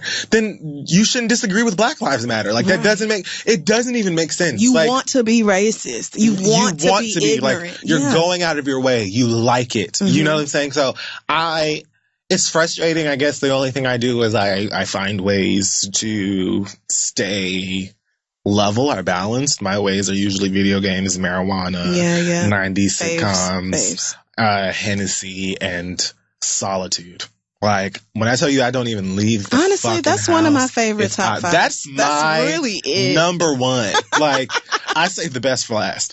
Because that is my favorite thing. Being left the fuck alone at home. Yeah. Bitch, please. Like, I went to the bank maybe like 2 days ago. I was just telling my friend this earlier. I went to the bank and I was just like dreading it the whole entire time. Like, I needed to go for like weeks. And I was like, I really just don't feel like leaving the house. The bank is like 5-6 blocks away from the house. And I'm just you probably had a stack of checks you needed to deposit. I know how you are. So I was like, holding on to shit like, I'm not going today. And there's a bank downstairs in the lobby. It's right there. So I left the house, and as soon as I came out the door, this white couple was walking a huge dog. So it's like 3 human beings that are walking, and they're strolling. Okay. I didn't say nothing. I have a dog I walk. She does what she wants, whatever. But before I could pass them, this black woman pushing a stroller came out of the building, almost hit the dog with the door. That's how fast she was moving to get out. But then she turns, takes the space I would have used to pass them, and now she's just strolling. So just like, you're stuck. So eventually I kind of just nudged the white guy and I was just like, please, excuse me. And I was like, I have to move around, y'all. Just move. And I kept going. I turned the corner One block down, there's a Domino's. One of the delivery guys comes out with like a stack of like 3 pizzas in his hands. And when I tell you that I could have just snatched one of those pizzas or knocked him, like he almost walked directly into me because he's on his phone. Phone is in his left hand. How? The pizzas are in his right hand, and he's not watching where he's walking. You are a full-grown adult. I was like, nigga, I did not walk 1 block from my house before y'all raised my blood pressure. I need to stay in the house. I cannot leave. You done already hit 2 obstacles, and you ain't even got nowhere yet. Anyway, instead of me bitching, let's get back to the point. The point is that you're one person, and you cannot fix people who are stubborn in their ignorance. Yeah. All you can do is stand in your sense, express your sense, and do the best that you can to stay balanced and sane. If drag is something that makes you really happy, then drag the fuck crazy. Like if going to parties or riding roller coasters, whatever it is that kind of gives you peace of mind, do that. And the rest of it is probably just going to be a bunch of long sighs and prayer. Honestly, that's all the fuck I do. Right. Because we've marched. We have, made our signs. We've done, petitions. We cry. We get celebrities involved and everything. And it's just like, no, we would much rather be shitty and racist, and we don't want you to have nice things. So, no. I mean, that's basically the message that I be getting from them people. So. I mean, if you could all die, that would be really great, but you won't let us do that. So, I mean, you're just going to have to take this. Yeah. It's frustrating when you can't just heal the world by your fucking self. But, in these prayers, I hope that sooner than later a change comes somehow, some way. I've seen things in my own lifetime that I felt like, as a child or as a teenager, we would never, I didn't think gay marriage would be legal. Oh, me either. Didn't think we would have a black president either. Didn't think that would happen. So I'm thinking, maybe there'll be something at some point that would be like a huge stake in the heart of the racist vampires. I don't know about that though. Yeah, but no, racism just feels like a big one. it's a global thing. And I mean, white people depend on it for their money and livelihoods and everything. Everything. So, if you all of a sudden start really talking about implementing equality, white people are going to lose their wealth, and that's not going to happen. You having nice things too? Like an equal. I don't think so, bitch. An equal amount? No, I don't want to do that. So I have to lose my money, but now there aren't children starving everywhere? Doesn't really sound fair, you guys. Seems kind of imbalanced. Those children want food so bad, they should get a fucking job. Yeah, I would say, I find it really helpful to vent to other people who understand where you're coming from, especially if you have other white friends. Yes. Your black friends do not really want to hear you talking about how tired you are because they are way tireder. You can't even imagine. Thanks for being on the team. Yeah, thank you sincerely for being on the team, but we're exhausted. So go talk to your other white friends, or even. No, I'm not even going to say other people of color because they deal with their own racism. Absolutely. So. There's got to be a Yahoo group or a Google circle. You have to know one other decent white person. Make a support group. There's got to be some white allies for allies sort of group where y'all can get together and be like, so how the hell? That's what y'all need. If there isn't one, they do. Y'all need a whole bunch of those. You need chapters, y'all, bitch, what are we going to do? Because y'all need to be meeting at least monthly. Okay, so what is our y'all next need plan to be of attack organizing to get our fellow whites together and get them to start acting right. Yeah. More white people standing up for what's right without black people having to make them do it or organize it in the first place. Even I love that y'all are joining up the resistance and all that, but go on and resist, and start at home. I was reading this thread on Twitter the other day that talked about what white people risk when they talk about racism or confront racism when black people aren't around. It's kind of if they do it when we are around, then white people look at it oh, of course, you're saying that in front of them. But when they are gone, it's it's really what we think it is. They talk about us and they are openly racist in a way that they aren't when we're not there. So white people who push back against that risk losing their social standing, their friends, their family, their job, future career opportunities, all this kind of stuff. So it's not y'all aren't taking a risk, but if you don't do it, we can't do it. We cannot reach those people because they are automatically not listening to us because of what we look like. Exactly. So if not you, then who? You must. So, I mean, start at home. But good luck to you. Send your questions to asktheread@gmail.com and we'll be back. So, support for today's episode is coming to you from Stamps.com. One of my least favorite places in the world is the post office. The lines are always long, it always smells moldy, and for whatever reason, every one of them is chock full of people with attitudes, whether they work there or they're also just there to mail some stuff off. So, thankfully, with Stamps.com, you can avoid the hellhole that is the post office and instead mail everything from postcards to envelopes to packages, domestic or international, with Stamps.com. They let you buy and print official U.S. postage for any letter, package, or class of mail using your own computer and printer. Simply click print mail and you're done. Print postage for letters or packages at your convenience 24/7. And even get discounts you can't get at the post office. So, I mean, girl, they're super late here. You just yes. Go to Stamps.com. It is so simple. When I had to get my little brother a computer because he called and begged, Right. I went down to the store and picked one up and then printed the postage from home so that I did not have to go stand in line at the post office and I could just go drop it off because it's too much stress otherwise. Right now, you too can enjoy the Stamps.com service with a special offer that includes a 4-week trial plus postage and a digital scale without long-term commitments. Just go to Stamps.com, click on the mic at the top of the page and type in READ. That's Stamps.com and offer code READ. All of the services of the U.S. Postal Service right at your fingertips. Perfect for those of us who do not believe in going outside. Never go to the post office again with Stamps.com, and let's move on.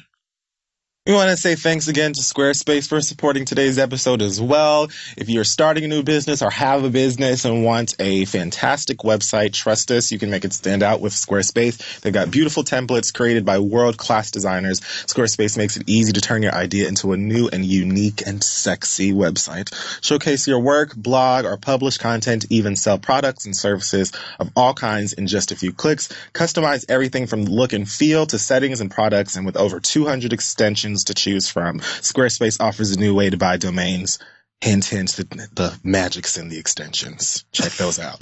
And use Squarespace's analytics to help you grow in real time. Not to mention, everything is optimized for mobile right out of the box. So you don't have to figure out how to do coding for phones. And don't forget, Squarespace is your back with their award-winning 24/7 customer support. So if you do get confused, you've got help right there all the time. Hey, you kids are so lucky. I just have to say, back in my day, Man, look, if you wanted to have a blog or a website, you had to figure out how to make it adaptable for mobile on your damn own, girl. your whole entire own. And it was hard. Very.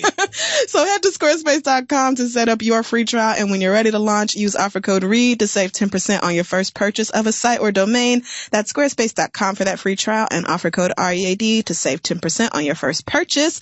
A dream is just a great idea that doesn't have a website yet. So go ahead and build yours today with Squarespace, and let's finish the show. All right, so we're back, and it's time for the read. It is. Do you have one this week? Yes. So my read this week goes out to just a couple people. First of all, Harvey Weinstein. Yes. True. So among the the over 40 women, I believe at this point, who have come forward. It's steady climbing. And accused Harvey Weinstein of some form of sexual assault or harassment, rape, whatever. Lupita was one of the actors who came and said, told her story. She said, I think that when she was still in the School of Drama at Yale, she met him, and I think they were watching like a screening or something like that in a home of his or something. And he invited her into the bedroom, I guess while other people were still watching the film or something, which she said was a soundproof room, which creeped me the fuck out. Yeah. And when they got to the bedroom or something like that, he asked to give her a massage. Ugh. She declined and instead said, I'll give you a massage. And she tried Thinking fast. She tried to rationalize it in her head, although she was uncomfortable, by saying massage was like a technique they used in drama or in school for, I can't remember exactly what, but she just tried to rationalize some actor shit. Exactly. And even say to him, that's how she tried to keep it from being so sexual right. or whatever. And he tried to get naked, and that's when she was like, okay, I'm out. Yeah. And that type of behavior persisted with him a couple of times, and she said that when she officially shut him down after he tried to advance and I guess, I don't know if he just wanted to sleep with her or wanted to date her or whatever. He said, not date. I've dated this person and that famous actress, and look what it did for their careers. And even maybe sort of threatened her career at one point. Yeah.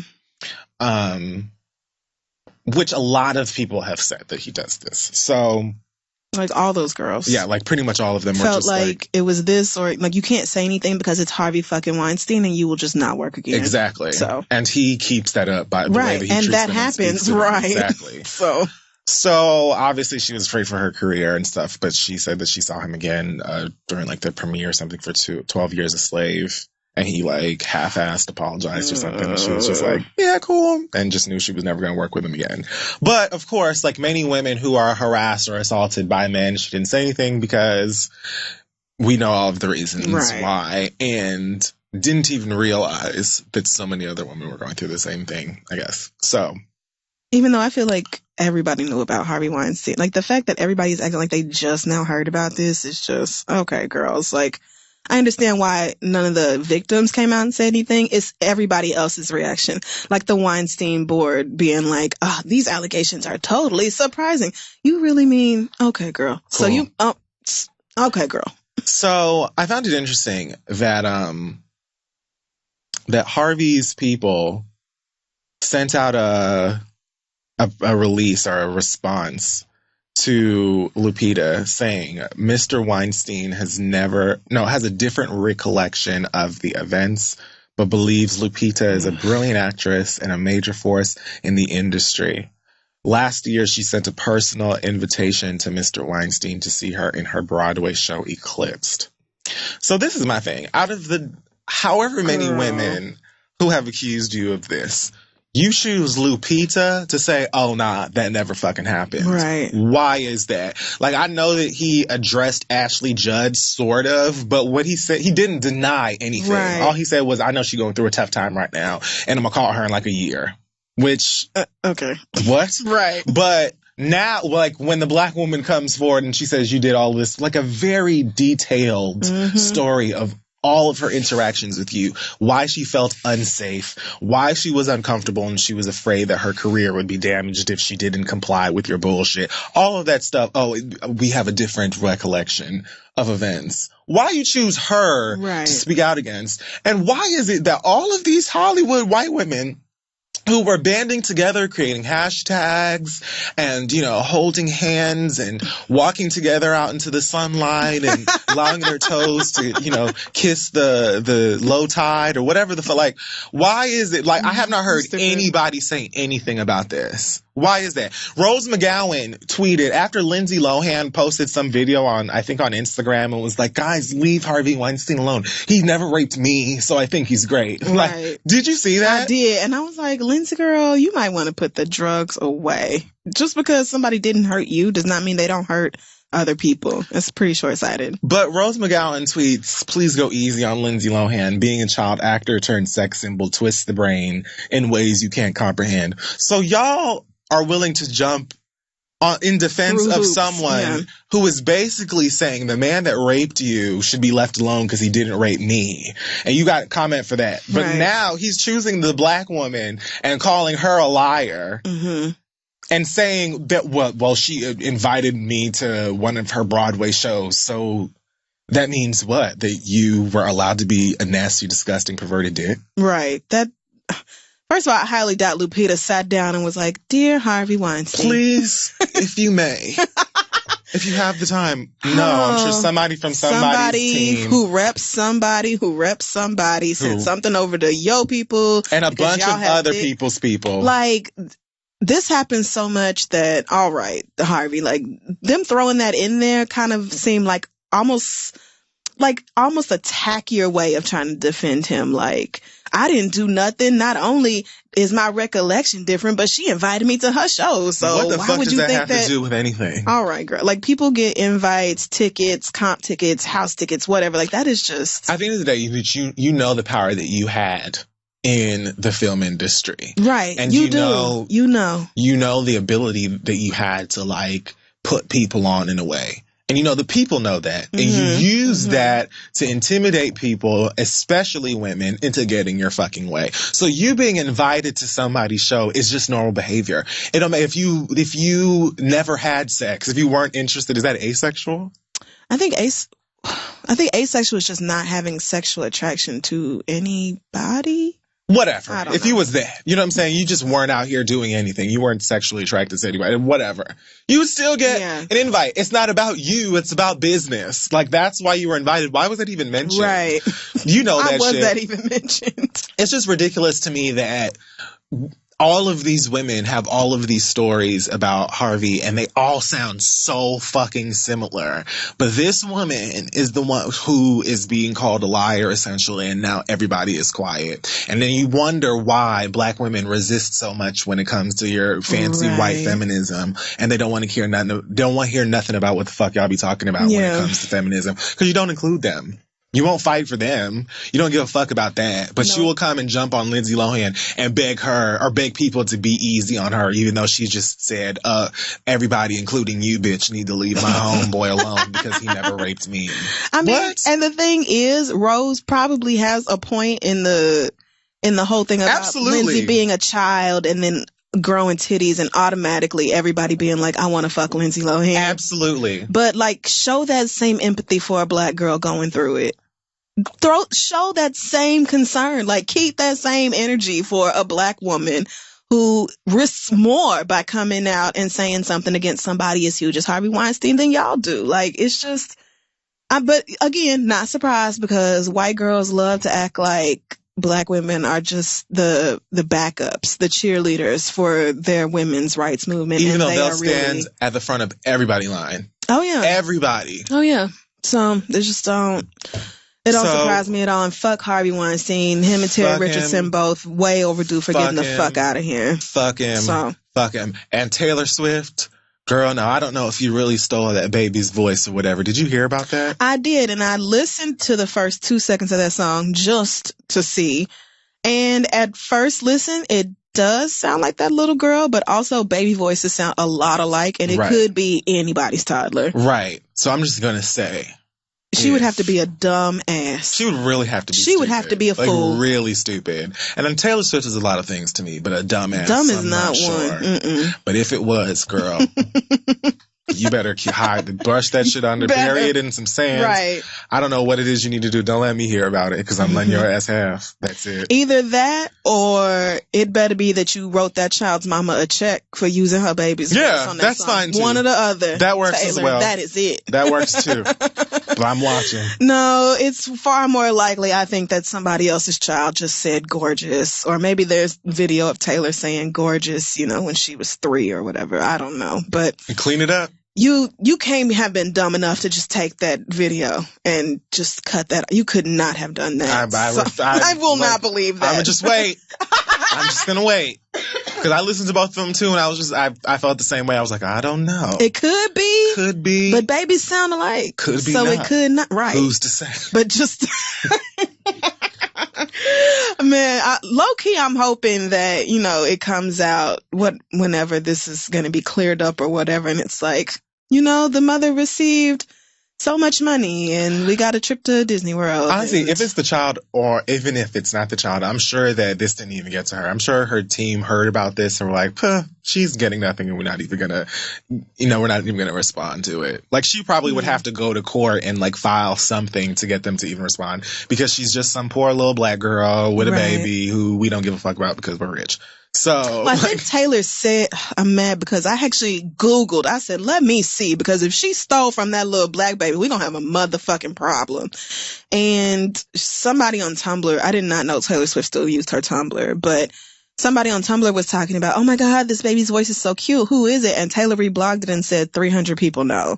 So I'm assuming she had a listening party or something and explained to them whose voice that was, and that will come out later. And so we'll see then. Oh, I'm reading here that it's someone claims the baby is Blake Lively and Ryan Reynolds' daughter. I mean, I'm sure Taylor Swift knows a lot of kids. It could be anybody's baby. Really, it could. So I'm going to save the dragging of Taylor until it's confirmed one way or the other. But got my eye on you. We watching you, bitch. And you got your eyes on me every time UPS rolls down the street. Why is that still there? I mean, they're smart, right? Like, they are quite good at what they do. Yeah, I will give her team that. They know what they're doing. They know how to push. Delta, Starbucks, UPS, places you just cannot help but see. Right. You know what I'm saying? Like, everywhere you go. So, that's my shit for this week. I just have a few short things to address. First, fuck Evening Standard magazine for photoshopping Solange's hair. Did you see this? Oh, yes. I was going to mention that too. She had this gorgeous braided crown. She's wearing this white dress, pearl earrings. The hair is just amazing, like Solange's hair usually is. But, right, it is literally like a Negro-ass halo.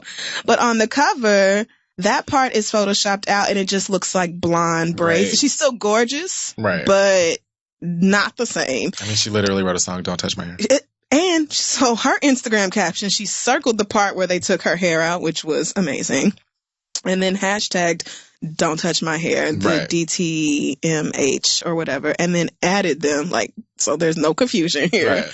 And what's even worse is that the whole story is about, you know, Solange being, like talking about how braiding is such an important part of her life and her culture and how she misses out on chances by wanting control over her body and autonomy and all this stuff. So it's like, you would think the last thing these niggas would do was turn around and remove something from her head in publishing this. It just is like, why would you even have wanted to? Did anybody pay attention to the interview? Right. Like, was this too Negro? I don't get. What was up? Like, does this braided circle offend you somehow? Why? They said it was for layout purposes. Girl, nah, shift it all down, bitch. That's what I said. Like, I don't get it. Shift it all down. Especially after, you could take some of this is a beautiful dress, but just show Solange from the bust up then. We don't need the rest of the dress. They're not showing all of the dress anyway. Right. So, fuck y'all for that. That's lazy and stupid and ridiculous. Also, fuck you to the white man who, this was actually funny the more I thought about it. When it happened, I was so offended. When we were coming back from the Ohio State show, I was in seat 12A. I know this because I changed my seat 2 days before on the Delta app. And Asante was right behind me in 13A. These are the extra row seats. Right. I fly them all the time. No big deal. So we're sitting down. I've pulled out my Switch to get ready for this flight back to the city. And I didn't think anybody was going to be sitting next to me. So I had a book and a little blanket or whatever in the empty seat. So this white man comes up and he just stands there. So I'm like, oh, my bad. You know, didn't know somebody was sitting here. And I cleared the stuff off the seat so he can sit down. And he sits. And then he turns after maybe 30 seconds or so and looks at me. He says, actually, I think you're in my seat. Just like that. Like he had an attitude about it. Okay. And I said,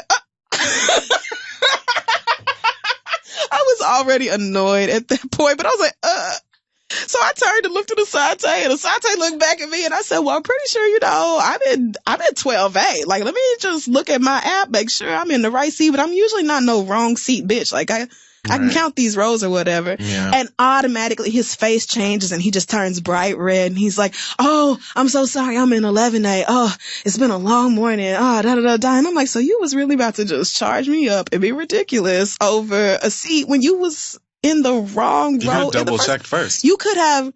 So that's what I was like, so if you thought I was in the wrong seat or you thought there was a problem here, why wasn't your first inclination to pull up your boarding pass and see where the fuck you were supposed to be and make sure that's where you were? Why was your first decision to accuse me of being wrong? I don't get that. That annoyed me. And at first I was like, do I really want to turn up on this plane with this white man? But we was high and I wanted to play my Zelda game, so I let it go. But it was just like, maybe double check and make sure you're not in the wrong before you say something crazy to me. And speaking of people being in the motherfucking wrong. So I switched to a black bank a little over a year ago and have not had any issues with the bank at all. Like, I handle my business. Y'all handle yours. We don't have no issues. Until this past Saturday, Alex texted me and she was like, I'm headed to the bank to deposit, checks from the live show. I said, cool, great, fantastic. Alex has done this in this account before. This is not a big deal because making a deposit is probably the single most common transaction that any financial institution will do on any given day. Yep. And Everybody knows, anybody who knows how bank accounts work knows how this works. I have made deposit into my mama's account, my brother's account. Yep. And what you do is fill out the slip. You take your money up there. You make your deposit into the account, and then you receive a receipt that basically says you put this amount of money into this account on this date. And that's it. No further information, nothing identifying. Certainly not somebody's balance details or anything like that. So Alex texts me like an hour later and she's like, girl, I don't know. Something about that whole transaction was weird. The teller, I don't think she knew what she was doing. You know, she said that the deposit went through, but it looked like it went through twice. So it was twice as much as it should have been. So then she canceled it and redid it. And so I don't know, you might just want to make sure everything is cool on your end. So I log into my account and I see the deposit, and then I see that it was canceled, and then I see the deposit again, and then I see another cancellation for like a net change of nothing. It was like nobody had put any money into my account at all. It was so bizarre. I've never seen anything like that. Me neither. So I call customer service. And customer service calls over to the branch, and then she comes back on the line with me and she's like, yeah, the girl was processing your deposit and she realized that she was about to give, whoever made the deposit. I said, Alex. She's like, yeah. So she realized she was about to give Alex the wrong receipt. She was going to give her a receipt with your balance on it. So she had to cancel it and redo it so she could give Alex the correct receipt. I said, okay, fine. You know, the girl was like, this will all be cleared up, you know, next business day is Saturday, so wait till Monday or Tuesday. I said, you know, I don't appreciate this because a deposit is really fucking simple, but fine. Yes. Mistakes happen, Cool. So I text Alex, I think we have it straightened out. You know, the girl was about to give you the wrong receipt, so she had to redo it. And Alex said, ooh. Not to make this awkward, but she absolutely did give me the receipt with your balance on it. And then sent me a picture of the full ass receipt. And yes, whoever the teller is, whoever she was at the window, number 411, girl, it's you, gave Alex someone, a 6-foot tall white woman who does not look nothing like me. We do not share last names or first names or addresses or anything like that. You gave this person who is not on the account a receipt with my balance on it, violating my personal financial information. Why, I do not know. Violating my privacy. So I'm pissed immediately. I said, oh, really? Because I just got off the phone with the girl from customer service and she said, you know, the girl was going to make a mistake and give her the wrong receipt. So she had to redo it and give her the right one. So at this point, I'm like, this is too much confusion. This is too much mess. Let me call back over there. I get the same customer service rep and I told her the story and she's like, oh, so she did give your manager the wrong receipt. Wow. And I'm like, I said, yeah, so let's just go ahead and call the branch again. Let's all talk. Wow. And so the customer service rep is like, bet, you know, I'm going to call over there. Let me get in touch with the assistant manager. Of course, the regular manager is not in on a Saturday. Fine. So she comes back over like 8 minutes later and says, the assistant manager is with a customer, but I gave her your phone number and your name and she should be contacting you. She should be contacting you today.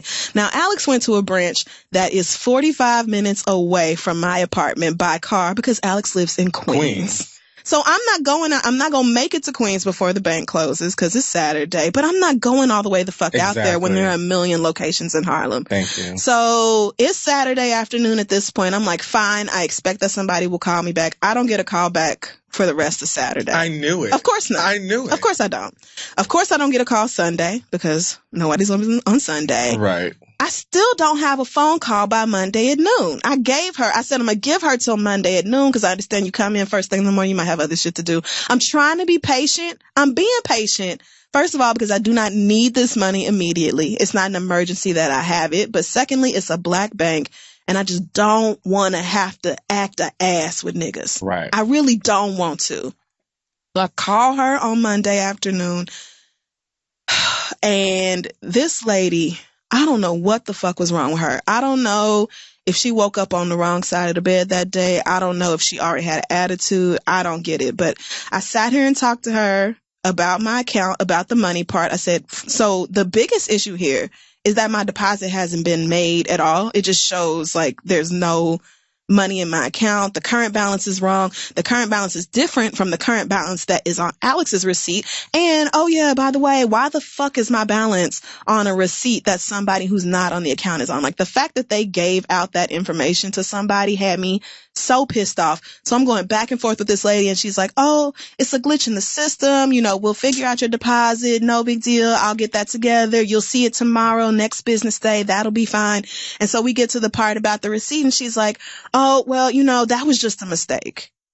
And I blew up. I lost it right then. I'm like, so sis, yes, mistakes happen, but this is a fucking deposit. Anybody who's working behind the glass at a counter at a bank should be able to handle a deposit in they fucking sleep. Because it has to be the first thing you learn. It has to be the first thing you learn. And don't give out a receipt with somebody's personal information on it if they are not on the account. It has to be the second. Like, there's no way you went through bank teller training class and didn't get that. It's not possible. So I'm going off on her, and she says, you know what I'm going to do? I'm going to put a note on your account that says, make sure you don't give out a receipt unless you check ID and make sure the person's on the account.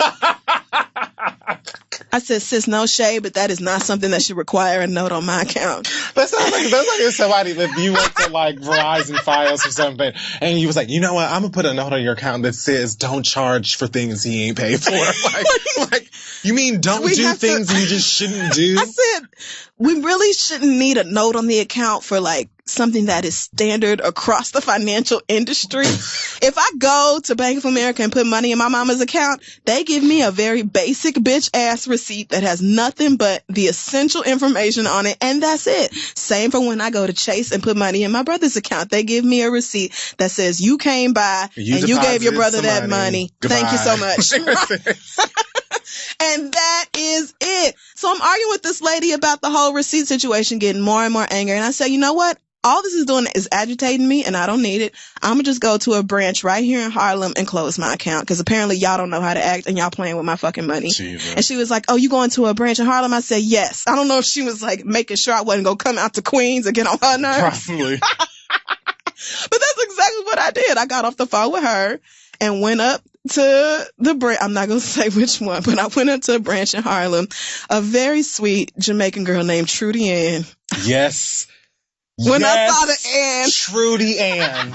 Yes, ma'am, that is a Jamaican ass name. So when I sat down and explained the situation to Trudy Ann, I said, I'm about to cancel my account, sis. I'm about to close it. She looks up my account. The first thing she said was, wow. I says, oh, she gets it. She takes down all my information and goes to talk to the black manager who is like in her office, and they going back and forth. Trudy Ann comes back a couple times. Let me see the receipt. Can I just take your phone and show the receipt to my manager and all this? She comes back the whole thing maybe 20 minutes later. And the manager comes over and she's like, you know, I'm very sorry about this. I don't know that teller. I'm assuming she's somebody new, but this is, you know, totally unacceptable.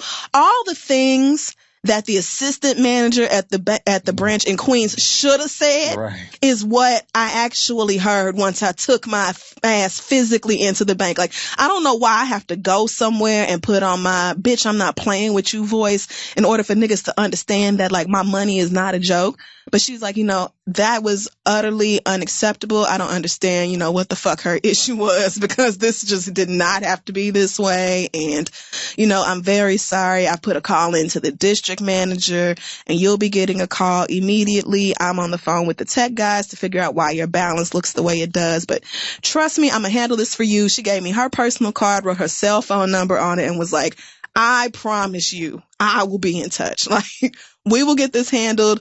Please don't go crazy. You know, like the security guard kept coming over, not security, but one of the guys who works there kept coming by like, you know, are you good? Are you cold? You too cold? You too high? You want a fan? You want a blanket? You want some water? You want a free pen? And so while I'm looking at him like, I'm good. He's like, they just trying to make sure you real comfortable. Like, they want you to be happy right now. I said, I bet they do. Cause I came in here on some, just close my account and give me my money and I'll be back for the rest later type of shit. Like, this is so basic and I can't understand how you niggas did this. Anyway, the next day I get a call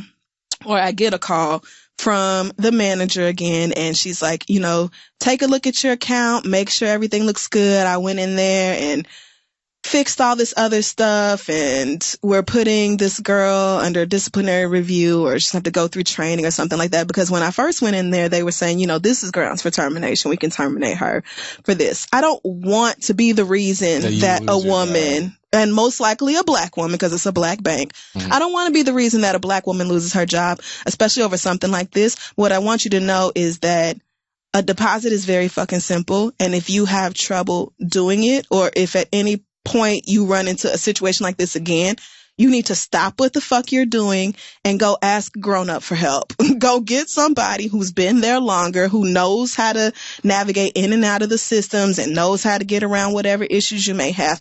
Come get somebody to assist you, girl, because if you try to fix it yourself, now all of a sudden my balance is fucked up for days and I have an attitude and I'm threatening to take my money out of here, and you got the district manager calling your managers like, fuck is going on at the office in Queens that y'all can't handle this lady's simple ass deposit. Now, the only reason, because this was egregious and fucked up and stank and I was pissed, but the only reason I didn't close my account is because there is no guarantee white people will not play with your money in the exact same fucking way. That's true. I had never had no problems with this bank up until this point. I thought about you and how you be cussing Chase out every 6 weeks. I thought about Fran and everybody else I know who talks about, Wells Fargo and how they was supporting all this bullshit, and everybody is always having problems with me and Jay was talking about TD Bank and how they just love to cut off your debit card. I heard about that. Like if you leave your home zip code, TD be like, no, it's fraud. We don't play that shit. So I said, am I really going to close my account at this bank that I opened an account with because they do stuff in the community, because they give back, because the money is black and goes to the people in my community? Like, am I really going to close it and go off with one of these big ass white people because of one mistake when there is no guarantee that white people won't do the same thing or worse? Right. No, I'm not. It's not like there's some foolproof fail-safe banking experience that you can have. Maybe once you're at Oprah's level, and I don't know, maybe she just has her own bank. Certainly. I'm sure Oprah don't never have no problems. She definitely like just has her own bank in the backyard somewhere. I don't know. Like, clearly I'm not there yet. So if I'm gonna have to deal with it, then, I'm gonna stay with the niggas. But don't try me like that again, girl. Even the way that they handled it when it finally got handled, I feel like it was way more impressive than I think a lot of other places would have done it in a similar situation. Like the fact that they were like, not only, we fixed it, but the person who did this to you is, allegedly going to have to deal with some sort of... Well, I said y'all would want to. Y'all need to do something with her because you can't keep doing this. The girl, tell her 411, she don't know how to do deposits. Right. So somebody needs to go work with her. Because she's probably going to have a lot of she people needs to go back to the beginning. There's going to be a lot of times that I said this, I'm a freelancer. I work with a lot of different people. I need to be able to trust that I can give somebody my account number and they can go put money in my account without finding out how much I have. That should not happen. Yeah. And yes, Alex, me and Alex work together. Alex gives me a W-2 at the end of the year. Alex knows how much I make, but that's not the motherfucking point. Exactly. Alex is not an authorized user on my account. Exactly. Alex don't have no debit card. She don't make no decisions about this account. So don't give her my shit, period. What if it was like, obviously this is not your life, but it was like, what if it was like somebody you was dating who had to run down and go and deposit? Real quick, they gave that bitch a receipt. I would have been irate. Okay, so first of all, it's over. And secondly, which one of y'all asses do I have to be? So me and you are breaking up. Like, that's done. And me and this bank are breaking up. What's up? Y'all got me fucked up. So yeah, 3 things that annoyed the shit out of me this week, and I just wanted to talk about them. I'm done. Well, that just about wraps up this week's episode of The Read. Yes, check us out at thisistheread.com and follow us on Facebook, Twitter, Instagram, and Tumblr at This Is The Read.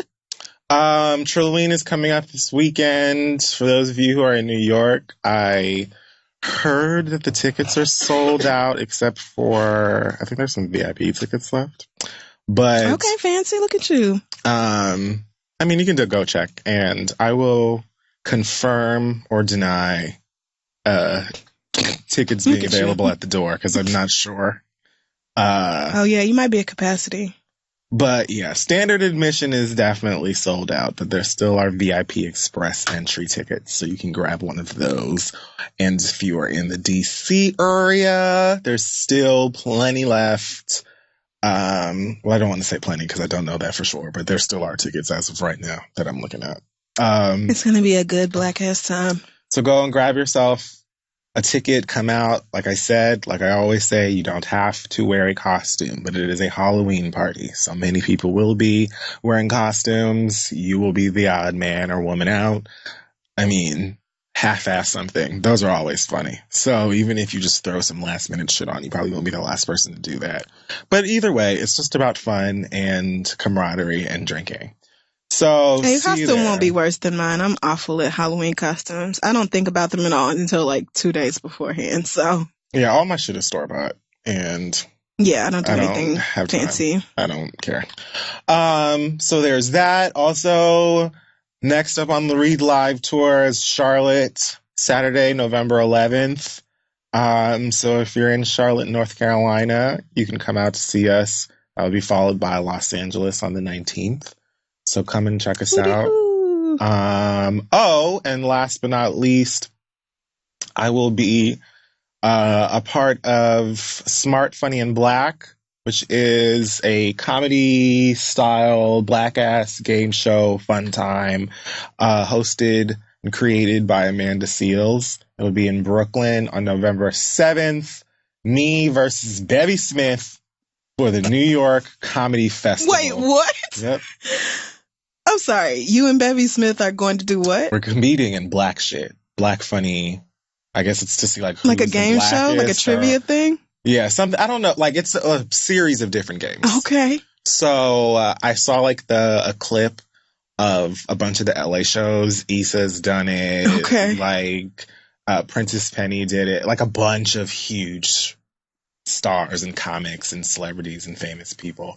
And then I was just like, oh, and I get to do it? Right. Like, okay. Go ahead and put your name in. So, yeah, we're going to be going head to head. That's going to be something else. And who's the blackest? Bevy's clearly going down. Sorry, sis. It's going to be something else. I'm going to have to go to that. So, grab you some tickets. Let me see where it is that you can go and get your tickets on. But yeah, I was asked, I think that we're the 10 o'clock show. And the 8 o'clock show was sold out first. I believe that one is featuring Charlemagne and Yamanika. I love Yamanika. Oh shit, I'm gonna have to go to that one. Yeah, I'll be at both because I need to see her destroy. Put me on your list because I want to see that. I can't wait. So yes, I think you can go to the bellhouseny.com to get tickets. Looks like they're $15. And yeah, that should be exciting. All right. Is that it? Or yeah, that's it for me. That's all I got. I will be at Last Name Basis live with Francesca and Pat on Tuesday, November 21st at Brick in Brooklyn. So check out Last Name Basis social accounts for links to Eventbrite. It's free to register or to attend. So come out. I will see you guys on November 21st. We're going to have a good time. And also, I journeyed to Brooklyn yesterday to tape an episode of Jade and XD with our friends Jade and XD. And we talked about, I don't even remember all what, I think just like different shit we remember from school and that type of thing. That episode will be out this Friday. So search for Jade and XD wherever you find your favorite podcast. Thanks guys for having me on the show. And I think that's it from me. Do we have an acronym this week? The acronym this week can be... No, I don't have an acronym this week, but I will just say, okay, PFT. That one's easy. PFT? Yeah. I want to love you. PFT. Pray for Tyrese. Oh, well. I mean, just do it if you believe in anybody. Whatever it is, however it is that you